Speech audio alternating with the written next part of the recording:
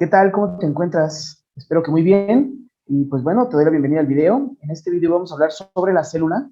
Hablaremos un poco, pues, sobre su definición, su clasificación, las funciones que cumple, y de alguna manera también vamos a hablar de cada uno de los orgánulos que conforman esta célula y también cada una de sus funciones en cada uno de ellos. Pues bueno, vamos a iniciar. Bienvenido. Pues primero, pues la definición. Las células son los bloques estructurales básicos de los seres vivos. Es decir, cualquier ser vivo, desde una bacteria, que podría ser un ser unicelular, está formado solo de una célula, hasta posiblemente un elefante o un árbol, que podríamos pensar que sería de los seres vivos más grandes de nuestro planeta. Pues cualquiera de los dos casos, desde la bacteria hasta el elefante, formado por células. Por definición, la célula es una unidad morfológica, que quiere decir que cualquier ser vivo está formado, está hecho por células. Y funcional, que quiere decir la parte funcional, que pues todas las funciones de un ser vivo se desarrollan en las células, ya sea de manera individual o ya sea que las células juntas formen un órgano y ese órgano pues le dé alguna función a ese ser vivo.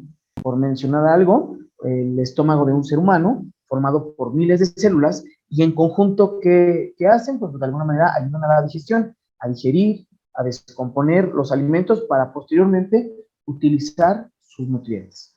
Entonces, las funciones y la forma de todo ser vivo está realizado, está estructurado gracias a las células.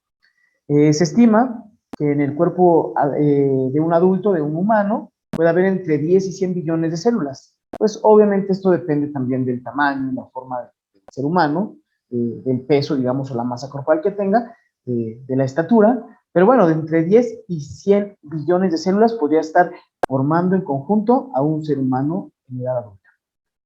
Bueno, complementando la parte de la definición, una célula cumple todas las funciones vitales de cualquier ser vivo, tanto en su forma de un ser humano, de un ser vivo ya completo, como de manera individual también la célula va cumpliendo esas mismas funciones. Por decirlo de alguna manera, una célula de manera individual pues cumple con la reproducción, tiene que de alguna manera dividirse y volver a formar más células, y de alguna manera también morir en algún punto.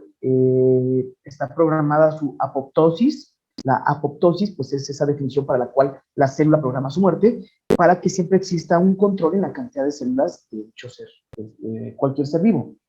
Pero insisto, tanto el ser vivo como tal puede cumplir su función de reproducción, como de manera individual la célula cumple sus funciones de reproducción también. Hay una comunicación, pues de alguna manera todos los seres vivos tenemos que comunicarnos con cualquier otro ser vivo para cualquier cosa, no solo por el simple hecho de poder compartir información, sino por el hecho también de que necesitamos de ellos. Por ejemplo, cualquier ser humano necesita obtener su alimento de otro ser vivo. Entonces, ese tipo de comunicación, y de la misma forma se da en la célula debido al transporte celular, cómo entra y sale nutrientes o desechos de una célula, cómo entra y sale de alguna manera información también. Cumple una parte de alimentación, tanto el ser humano, tanto el ser vivo, como estructura gigantesca de células, como de manera individual cada célula, a través del metabolismo. Y pues bueno, la célula también podemos clasificarla. Y entonces en la clasificación más sencilla, pues la vamos a clasificar en dos tipos de célula. Célula procariota, que es una célula mucho más simple, tanto en tamaño como en funciones. Una célula procariota es más pequeña. Regularmente la célula procariota es para seres unicelulares, como las bacterias. Las bacterias principalmente podríamos pensar, pues son el ejemplo más común de las células procariotas. Vamos a definir como un ejemplo más común la bacteria. Por otro lado, una célula eucariota, pues podríamos definirla en diferentes tipos. Los más comunes y de los cuales te pueden preguntar a ti es sobre la célula vegetal, que es de la cual formaría todo el conjunto del reino vegetal, desde plantas hasta pues, los árboles como tal, o célula animal, que es en la cual estamos clasificados los seres humanos. Y bueno, aunque las dos son células eucariotas, tienen algunas diferencias. Por ejemplo, pues la célula vegetal tiene un organelo muy importante llamado cloroplasto, en el cual de ahí se desarrolla, pues, de alguna manera, la fotosíntesis. Dicho organelo no está presente en la célula animal.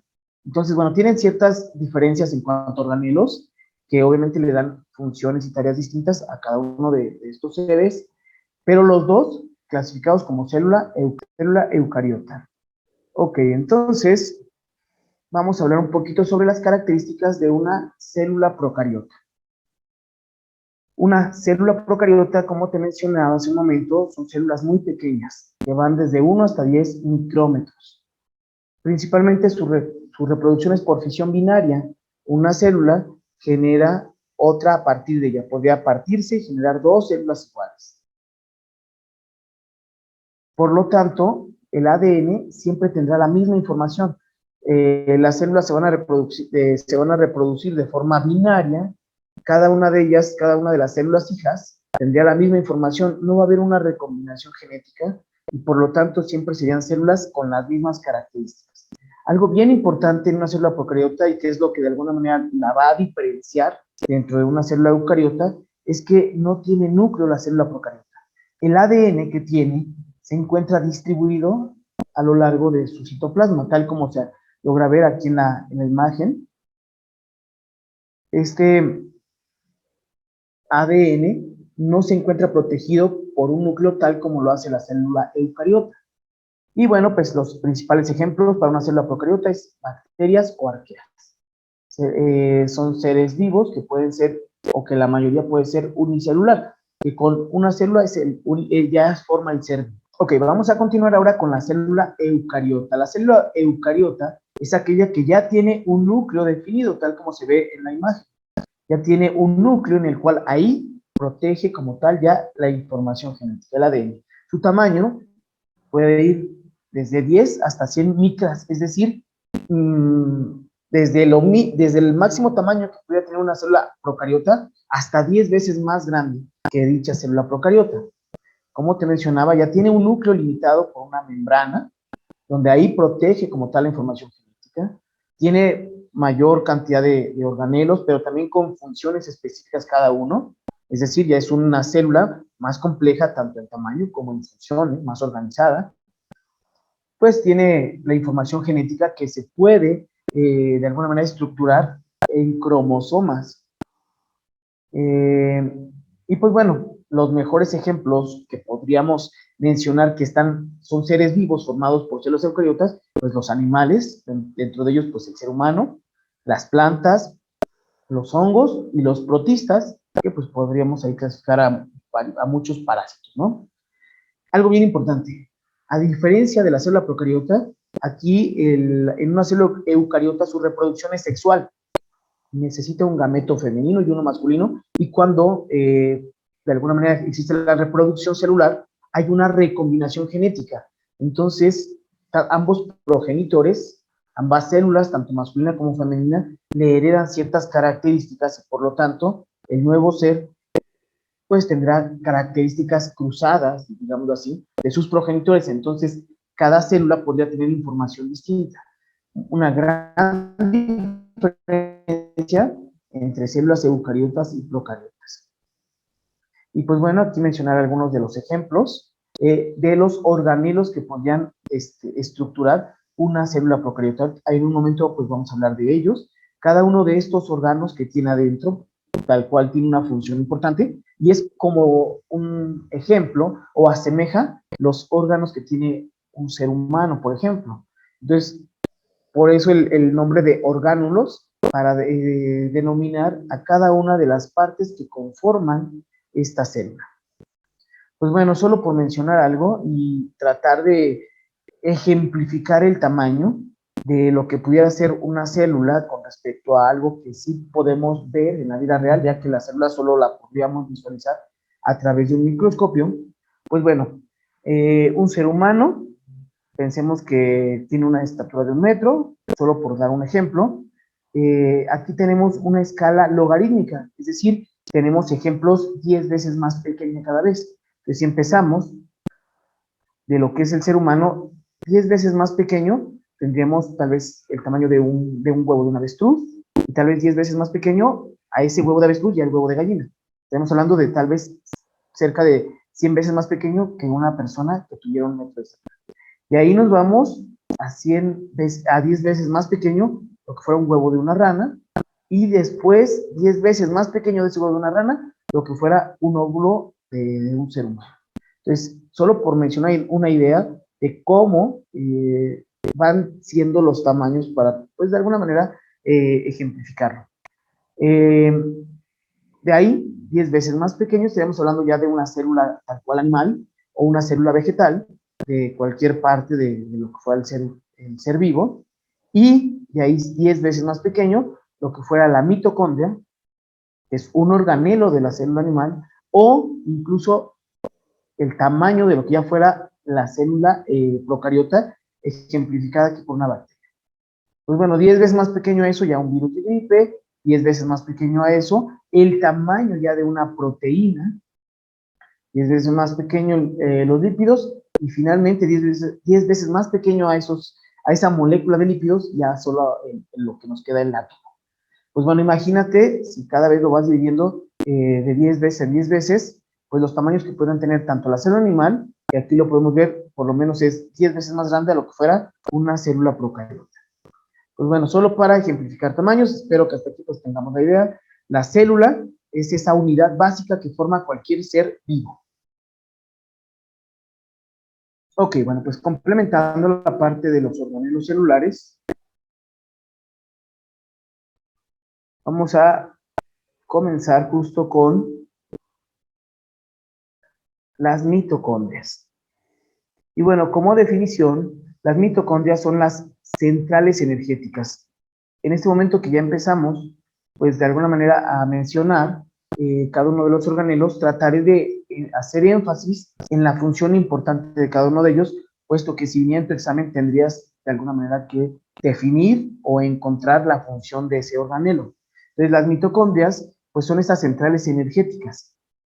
Y pues bueno, nos menciona que rompen justo las moléculas de combustible y capturan energía de la respiración celular.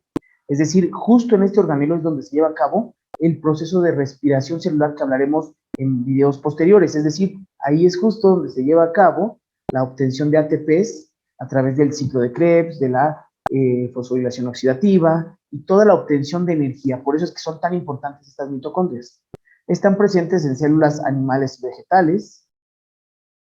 Y bueno, nos dice que la cantidad de mitocondrias podría variar en cada tipo de célula según su función. Por ejemplo, en los músculos, que pues se lleva o se requiere un gran aporte energético, estas células que se encuentran presentes en los músculos podrían tener una mayor cantidad de mitocondrias, pues para que se obtenga una mayor cantidad de energía a comparación pues de otras células. Por ejemplo, aquí nos dice los glóbulos rojos, que al no tener esa necesidad de tener como tal energía para cumplir una función en específico, pues incluso carecen de mitocondrias. Y bueno, la cantidad de mitocondrias varía dependiendo del tipo de celular dentro de ese ser vivo. Entonces, mitocondrias, que sería pues esta estructura que se alcanza a ver en algunas de las imágenes, que también eso es bien importante, ¿eh? Me voy a regresar a algunas diapositivas. Existen preguntas en las cuales viene una célula, el diagrama de una célula, y te mencionan para algún organelo y que tú definas cómo se llama o qué organelo es. Y entonces es bien importante que de alguna manera ubiques, por ejemplo aquí, la parte central, esa esferita más grande, pues es el núcleo, pero que es lo más característico. Mitocondrias tienen esa función como de laberinto, ¿no? Que de alguna manera es también muy característico dentro de ese diagrama. Y bueno, vamos a ir mencionando cada uno de ellos, conforme los mencionemos, pero tú también trata de grabarte cómo se representan en estos diagramas, porque algunas preguntas de tu examen podrían venir enfocadas justo a eso, a encontrar o definir el nombre de algún organelo mencionado. Y bueno, pues en este caso la mitocondria tiene esta forma, como de una especie de laberinto. Bueno, continuando con los organelos, el núcleo celular dirige toda la actividad celular porque contiene el ADN. Bueno, la función más importante del núcleo celular es justo resguardar la información genética, la información que le va a servir a la célula para poderse reproducir o incluso para poder cumplir todas sus funciones. Los vamos a ver más adelante cuando hablemos de síntesis de proteínas. Esa función de síntesis de proteínas se lleva a cabo gracias a que se puede copiar un fragmento de ADN y se puede lograr eso porque está resguardado y nunca va a cambiar esa información que contiene. Entonces, pues bueno, en una célula eucariota el núcleo tiene una función tan importante que puede definir la función vital de esa célula o incluso pues del ser vivo que se configura a través de células. Y justo es porque también ahí en esa información genética viene la información para que se pueda generar o reproducir un nuevo ser.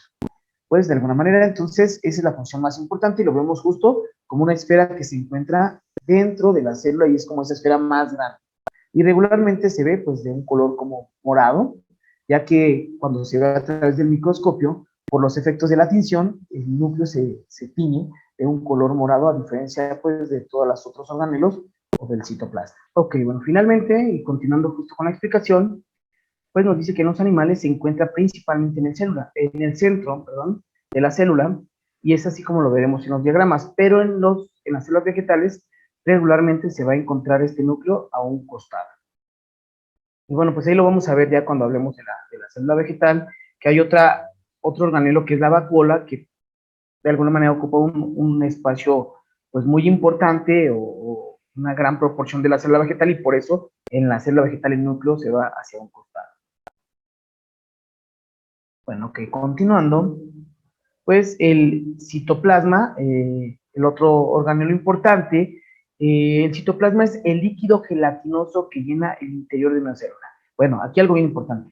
Dice que es un líquido gelatinoso que llena el interior de una célula. ¿Y qué quiere decir esto? Pues en realidad es todo lo que conforma la célula. Toda la célula, si le quitamos los organelos, está estructurada del citoplasma. Entonces, todo lo que no tiene organelos, pues es ese citoplasma, obviamente recubre, le da cuerpo de alguna manera a la célula, para que pues de alguna manera no sea solo un espacio vacío, le da esa forma de alguna manera tridimensional, ¿no? Le da el volumen, pero también es un líquido gelatinoso. ¿Y qué quiere decir esto? Que es soluble en agua, es hidrosoluble. Entonces, bueno, aquí les voy a poner ese pequeño comentario. Al mencionar que es un líquido gelatinoso, también comentaremos que es hidrosoluble. Ok, pues obviamente está compuesto por agua, por sales, por diversas moléculas orgánicas.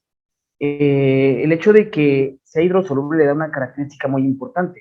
Obviamente, las funciones de una célula dependen de tener un medio acuoso. Entonces, pues de ahí la parte que es importante, de alguna manera, lo veremos después en la membrana, que la membrana tiene una característica que, por una parte, puede tener contacto con algo que es hidrosoluble, pero por otra parte le da como una barrera, y entonces le da cierta permeabilidad, y entonces protege a la célula, pero es importante, dentro de la célula hay un medio acuoso, fuera de la célula hay un medio acuoso. Y pues bueno, este citoplasma pues va a contener a los organelos, como te menciono, le va a dar una protección, por así decirlo, le va a dar forma o volumen justo a esta célula. Ok, viene pues la parte de la membrana celular, que justo es lo que te mencionaba, es todo lo que recubre a esa célula. Y pues bueno, en algunas clases pues les hago esa semejanza, en la cual les digo, imagínense un globo como tal, lleno de agua, y dentro le metemos canicas. Pues bueno, ese globo que va a proteger al agua que está justo ahí dentro, ese globo es la membrana celular. Se encarga de controlar el paso de sustancias químicas y, bueno, reacciona ante estímulos causados por sustancias externas, delimita, de alguna manera su función importante va a delimitar y va a proteger a la célula. Entonces, vamos a ver posteriormente un tema que es el de transporte celular. Y todo lo que tiene que ver con transporte celular, que tiene que ver con entrada y salida de sustancias, pues está controlado por esta membrana celular. hay una palabra muy importante al hablar de membrana celular, que está formada por una bicapa fosfolipídica, que justo es lo que vemos aquí en esta pequeña imagen. La bicapa fosfolipídica tiene que ver con que, pues, la parte que está pegada al exterior de la célula, pues tiene justo una molécula que es hidrosoluble. Entonces, estas bolitas azules que podemos ver aquí, pues de alguna manera son hidrosolubles, porque fuera, la célula por fuera tiene o está compuesta o delimitada por agua, y entonces la célula pues reacciona bien ante un medio exterior que es líquido, pero ese líquido no puede pasar de forma arbitraria hacia dentro de la célula, de tal manera que en medio, en la parte del medio, es una parte liposoluble, ok, liposoluble, que quiere decir que, bueno, aunque afuera de la célula hay agua, la parte que está en medio de esta bicapa fosfolipídica, porque dentro hay lípidos, y en la parte externa hay cabezas fosforiladas, pues bueno, eso impide que el agua pase y salga de manera normal. Y después dentro de la célula, esta parte, estas bolitas que se ven dentro, o de la otra parte, es porque es el contacto con el citoplasma, que también es acuoso. Entonces, a lo que voy es, sus dos extremos de esta bicapa fosfolipídica son hidrosolubles, y la parte en medio es liposoluble. Y esto le da una característica muy, muy importante, pues justo a lo que es la protección de la célula y al transporte celular. Y bueno, pues esto lo vamos a hablar en un tema justo que es transporte celular. Entonces, pues como te menciono, aquí hay la descripción de los organelos, sus tareas importantes, que son lo que tienes que aprenderte, y después ya hablaremos de cada uno de ellos. Ok, continuando, retículo endoplasmático. Ok, vamos a hablar ahorita de 3 organelos importantes para el transporte, para la síntesis de proteínas, perdón, síntesis de proteínas, y justo aquí lo menciono. ¿Y cuáles son esos 3 organelos importantes para lo que son la síntesis de proteínas? Es el retículo endoplasmático, que puede ser liso o rugoso. Aquí vemos las dos, hay una parte que es lisa y otra parte que es rugosa. Lo que es justo el núcleo, que también forma parte importante de esa síntesis de proteínas, lo que son los ribosomas y lo que es el aparato de Golgi. Y bueno, el retículo endoplasmático es un sistema de membranas parecido a un conjunto de saco. Incluye, pues como te mencionaba, el retículo endoplasmático rugoso y el retículo endoplasmático liso, y aquí abro un paréntesis. Cuando se le denomina rugoso es porque justo al nivel de microscopio se le ven como muchos puntitos pegados a él, entonces se ve como si tuviera muchos bordes y por eso se le denomina rugoso. Esos puntitos pues son los ribosomas. Entonces la parte en la cual tiene pegadas los ribosomas se le denomina aparato retículo endoplasmático rugoso, y la que no tiene pegado los ribosomas es el retículo endoplasmático liso.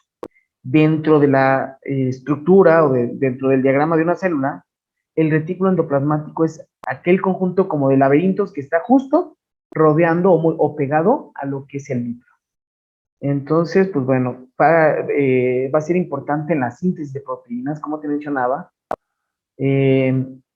Bueno, pasando a lo otro, a los otros organelos, esos puntitos que alcanzamos a ver de alguna manera pegados, o que a veces en los diagramas se ven como esferas pequeñitas, pues bueno, vamos a demarcarlos aquí. Estos puntitos que de alguna manera se ven aquí son justo los ribosomas.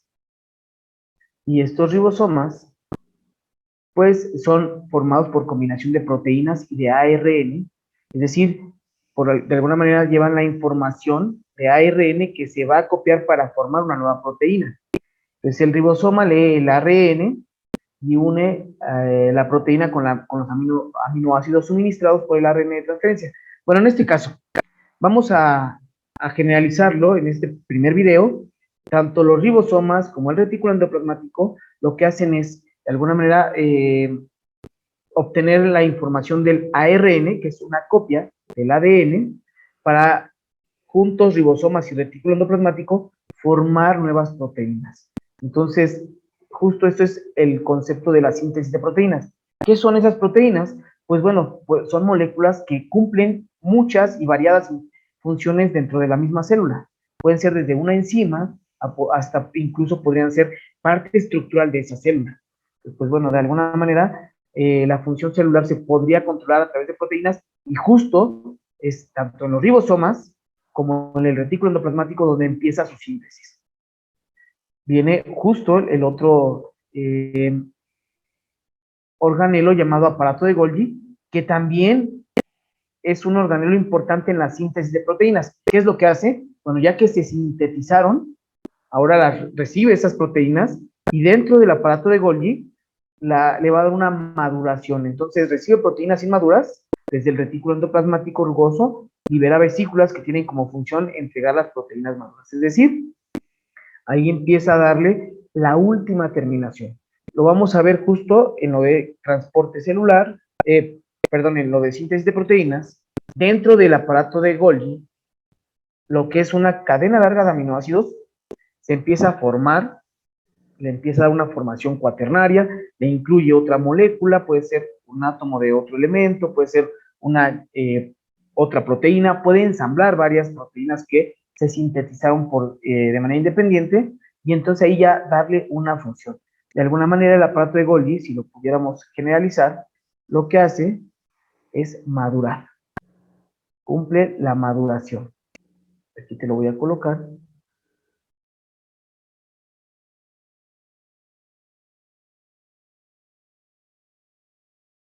Su función principal es la maduración de las proteínas. Y pues bueno, la estructura en la cual podemos verlo o definirlo dentro de un diagrama de la célula, pues es justo igual una especie de laberinto, que así es como se ven todos, pero muy separado a lo que es el núcleo, no es tal cual el retículo endoplasmático, y tampoco está rodeado por una membrana como es la mitocondria, si te das cuenta. Aquí, por ejemplo, esta parte verde que estoy tratando de encerrar, pues justo es el aparato de Golgi. Se ven como esas pequeñas delimitaciones como si fueran una especie de laberinto, pero no está delimitado por una membrana como si lo es la mitocondria y tampoco está pegado a lo que es el núcleo. Entonces, yo creo que fácilmente podríamos diferenciarlo. Bueno, vienen otros organelos como de lo que es los lisosomas, que son una especie de esferas que se encuentran a lo largo de lo que es el citoplasma. Lo que tienen, o la función importante de los lisosomas es que degradan partículas. ¿Qué es lo que hacen? Si encuentran una proteína o tal vez una molécula extraña para el cuerpo, o para esa célula principalmente, de alguna manera se la comen, la absorben, y dentro de justo de ese lisosoma empieza a liberar sustancias que van a degradar esa molécula. Incluso en algunos casos hasta pueden ser organismos como una bacteria, y entonces atrapan esos organismos mucho más pequeños, o atrapan, como te menciono, alguna molécula que ya no es de función o que es extraña para esa célula, y la degradan. Entonces, pues bueno, degrada partículas ya sean nutritivas o bacterias o materiales nocivos para la célula, y después de esto, pues desecha obviamente el resto de lo que fue esa molécula. Bueno, veamos otros organelos ya con funciones un poquito más simples, pero no menos importantes, como son cilios o flagelos. Estos cilios o flagelos, pues pueden ser esa especie como de colitas o de pelitos que están alrededor de algunas células, no de todas, y que le permiten ya sea moverse a una célula, o incluso, bueno, pues principalmente es la parte de moverse o de desplazar algunas sustancias, o incluso de atrapar. En algunos casos pudiéramos ver células específicas que tienen ciertos cilios que permiten de alguna manera atrapar ciertas sustancias, o simplemente el hecho de la movilidad. Entonces, un ejemplo muy común podría ser justo pues, la cola que se le ve al espermatozoide, que justo tiene la función de moverse. También se ve mucho en algunas bacterias, como te menciono, es ese organelo que le permite la movilidad. Tiene otros organelos muy, muy importantes llamado citoesqueleto, y que tal como su nombre lo indica, citoesqueleto es justo como una especie de esqueleto dentro de la célula. Es una especie de red de proteínas que cruzan a lo largo de la célula, de extremos a extremos, y que de alguna manera le da rigidez, que le da un soporte, tal aquí como lo menciono, le da el soporte a la que es la célula. Hay tres tipos de citoesqueleto, que son proteínas fibrilares, que son microtúbulos, filamentos intermedios y macrofilamentos. Entonces, ¿qué función tiene? Pues como te mencionaba, le va a dar soporte, forma, movilidad, ayuda también en el transporte intracelular, de alguna manera también ayuda cuando está la división celular. Y pues bueno, si nos regresamos justo al ejemplo del globo lleno de agua y con canicas dentro, pues imagínate, pues tal cual, el globo es esa membrana. El agua que está dentro es el citoplasma y las canicas son los organelos. Pues si lo tuviéramos en la mano, justo todas las canicas estarían en el fondo y ese globito tal cual lleno de agua estaría todo deforme, porque por gravedad pues todo trataría de irse hacia abajo. Si por dentro tuviera una especie de ligas que amarraran de extremo a extremo toda la parte de la célula, pues ese globito mantendría su forma tridimensional como si fuera pues lo más cercano a una esfera, porque no se deformaría, sino estaría sujeto de extremo a extremo, como si fueran ligas que lo estuvieran amarrando. Y también, si esas ligas de alguna manera podrían sujetar de tal manera que esa canica, una canica no estuviera en el fondo por gravedad, sino estuviera en medio o incluso hasta arriba, digamos que esas pequeñas ligas lo estarían sujetando o amarrando y dándole forma. Eso es el citoesqueleto. Por eso es que aquí en la imagen, de alguna manera se ve pues una especie de red que cruza de extremo a extremo, sujetando de alguna manera todos los organelos para que no por gravedad estén hasta el fondo. Entonces, ese es el citoesqueleto. Son una especie de ligas que son de alguna manera proteínas y que sujetan y le dan forma. Ok, hasta aquí, de alguna manera, muchos de los organelos los podríamos encontrar en las células animales o también en las células vegetales, y ambos serían pues células clasificadas como eucariotas. Incluso algunos de ellos también estarían en las células procariotas, solo algunos. Sin embargo, hay algunos organelos únicos para células vegetales. Por ejemplo, los cloroplastos. Y estos organelos son de suma importancia en, en el aporte de nutrientes para que exista vida tal como la conocemos en la actualidad. Es decir, dentro de los cloroplastos, pues de alguna manera se va a llevar a cabo el proceso de fotosíntesis. Los cloroplastos, dices, solo se encuentran en plantas, esto pues de alguna manera ya lo expliqué hace un momento, en algunas algas fotosintéticas, y la función más importante es la fotosíntesis. Y bueno, pues la fotosíntesis justo es ese proceso metabólico por el cual se genera glucosa a través de dióxido de carbono y energía solar y agua. Ellos generan o empiezan la cadena alimenticia, las plantas como tal o estos seres que pueden ser capaces de crear fotosíntesis. Y entonces toda esta magia de la fotosíntesis, que sin ella no habría vida, pues bueno, se lleva a cabo en estos organelos llamados cloroplastos.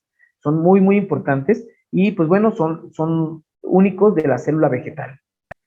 Otro organelo que de alguna manera es único también en lo que es ciertas células o ciertos seres vivos es la pared celular. La pared celular es una cubierta rígida que recubre la membrana plasmática, es decir, por ejemplo, la pared celular está presente en plantas, en hongos, en arqueas, que es otro tipo también de ser vivo, y tanto en plantas, hongos o arqueas, tiene también membrana celular, así como las células animales. Pero después de ella hay otro organelo un poco más rígido llamado pared celular, que le da más protección y le da rigidez. Y entonces justo esa es la pared celular. Es una cubierta rígida que recubre, que está por fuera de la membrana plasmática, la contienen las plantas, algunas bacterias, algunas algas, los hongos también, que es otro de los eh, seres vivos que pudieran preguntarte en tu examen, que la recubren esa célula, pero además le dan una rigidez. Pues pensemos en una planta. Una planta tiene cierta dureza, no es tal vez tan fuerte o tan dura, pero le da un soporte. Pensemos en el tallo de una flor. De alguna manera, pues le da soporte, se mantiene rígida y no tiene esqueleto como si lo tiene un animal. Esa rigidez es gracias a que sus células pues tienen una pared celular que es un poco más fuerte que solo si fuera la pura membrana y la mantiene rígida aún sin tener un esqueleto. Entonces, de ahí la gran importancia. Pues bueno, dice su función también consiste en mantener una relación entre el interior de la célula y el entorno. Hay una protección también. En el caso de algunas plantas u hongos, pues como tal sirve también de soporte, porque, insisto, tiene mayor rigidez. Ahora, la pared celular puede existir tanto en plantas, hongos o bacterias. Si hablamos de la pared celular de plantas, es una molécula que justo la vemos como de forma cuadrada, es decir, una célula vegetal regularmente en un diagrama se ve un poco más cuadrada, a diferencia de lo que es la célula animal, y justo esa forma se la da lo que es la pared celular, es un poquito incluso más gruesa, y está formada por celulosa. Si hablamos de los hongos, otro ser vivo diferente con ciertas características propias del reino fungi, pues bueno, también tienen pared celular, pero ahora está formada por otra molécula llamada quitina. Palabra clave que pudiera venir, también en alguna pregunta de tu examen. La pared celular, si es de plantas, está formada por celulosa, si es pared celular de hongos, está formada por quitina, o en algunas bacterias que tienen pared celular, estaría formado por peptidoglucano. Entonces, esto sería parte importante, espero que de alguna manera vayas anotando, haciendo un pequeño resumen de este video. Bueno, pared celular propia de algunos tipos celulares. Y bueno, pues aquí se ve un diagrama tanto de lo que es la pared celular, esta parte gruesa que se ve al final o al contorno, tanto en la planta, que será el primero, como en un hongo, que en este caso estaríamos hablando tal vez de una levadura, que tiene esta forma y pues bueno, es lo que está incluso por fuera, rodeando a lo que es la membrana. Y bueno, pues otro de los organelos importantes que solo existe también, ya sea en plantas, en células de los vegetales o también en algunos hongos, son las vacuolas. ¿Qué son estas vacuolas? Bueno, son compartimientos delimitados por una sola membrana y presentes ya sea, pues como te digo, en células vegetales o en hongos y en algunas levaduras que pues obviamente son células pertenecientes al reino fungi. Pues bueno, es esto que vemos aquí, ahorita lo voy a remarcar, estaba de azul y regularmente así lo veríamos en diagramas, pero aquí lo estoy remarcando de amarillo solo para hacer énfasis. Es como una bolsita y principalmente están llenos de agua. Entonces, en la célula vegetal cumplen una gran función, puesto que de alguna manera almacenan líquido, almacenan agua, que son importantes ese almacén de agua porque de ahí se puede aprovechar para la parte de fotosíntesis. De alguna manera también le va a dar cierto tamaño a la célula, ya que, pues bueno, dentro de las funciones importantes de la vacuola es mantener la forma, tamaño de esa célula o de ese ser vivo como tal, ya en general, y esto lo hace mediante una función llamada turgencia. Ahora, ¿qué es esa turgencia? Es una medida de la presión hidrostática ejercida contra las paredes celulares. Bueno, en pocas palabras, o en una definición más sencilla, pues bueno, le va a dar rigidez, le va a dar tamaño y va a almacenar agua justo. El hecho de almacenar agua, pues le va a dar ese tamaño.